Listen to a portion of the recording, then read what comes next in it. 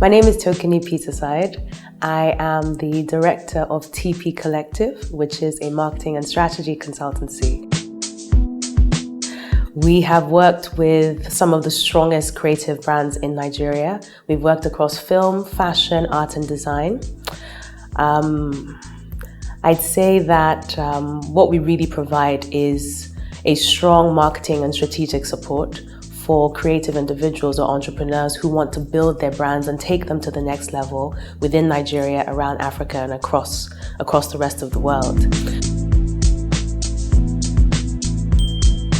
So my light bulb moment, I would say, came when I was working for the LVMH group in Nigeria.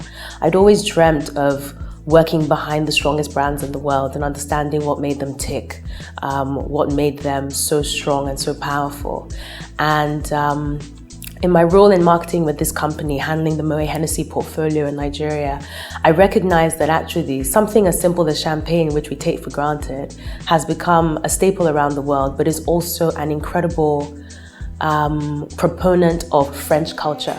And I realized that what these brands have done is that they've taken the culture of their countries and their regions, and then they've exported that around the world. And what it ultimately has done is led to respect for themselves as a people, respect for themselves as a culture. And so I spent 3 years at that company, and halfway through realized that I wanted to fulfill what had been my childhood dream of actually supporting individuals who wanted to develop brands and projects that could do the same for African culture. One more night, promise you will follow. A lesson I've learned in business is never to be afraid of or shy away from contracts. I find that in Africa, we do a lot of things on the basis of relationships.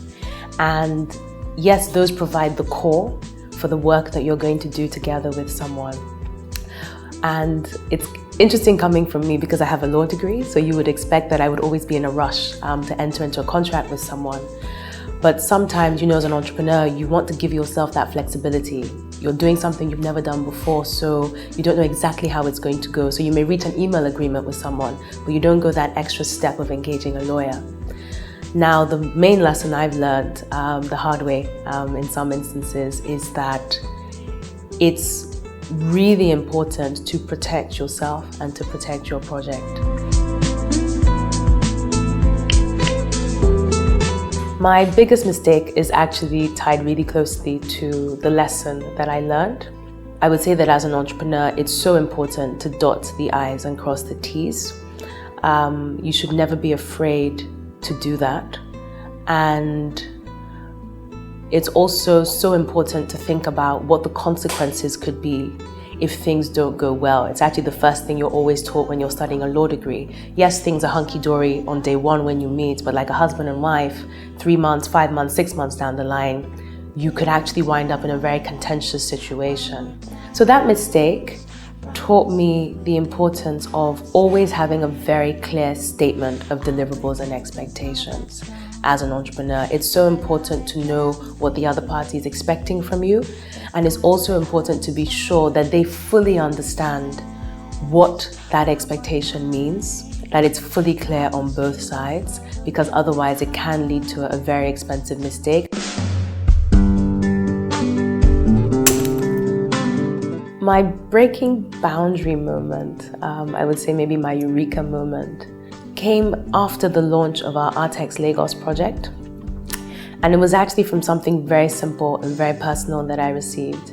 I received an email from a 19-year-old Nigerian artist who sent me this, what you'd call like a love letter, basically saying, I read about Artex Lagos.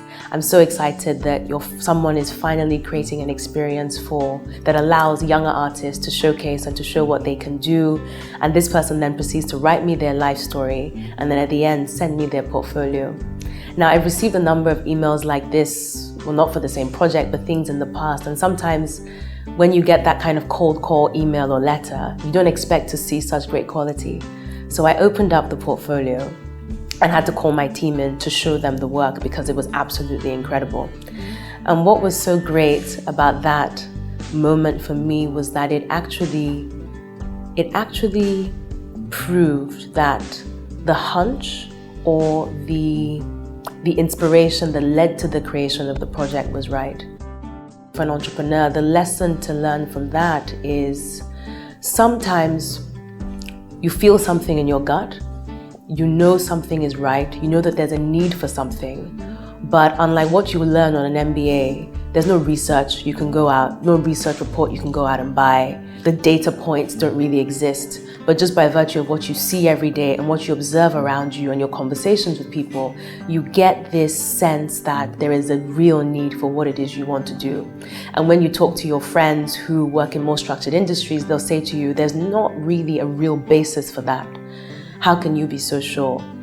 I think the lesson that I've learned and what I'd say to any entrepreneur is sometimes you just know and should not be afraid to take that leap or to take that jump, because you will have a moment like the one that I had where it's so small, it's so personal, but it proves that actually you really can impact the world in the way that you want to.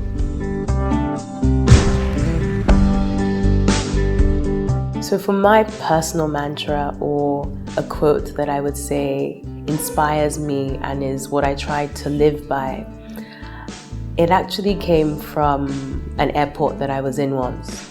HSBC does these adverts in airports, especially in the UK, and I think they're great. And there was this one that said, fortune doesn't just favor the brave, it favors the crazy. And I don't know if that's the exact word actually, but that was what I took from it. And that's literally what I've said everywhere that I go. It's not just about being brave. It's about being brave and bold to the point where people who don't know you or understand your story may think you're actually a little mad.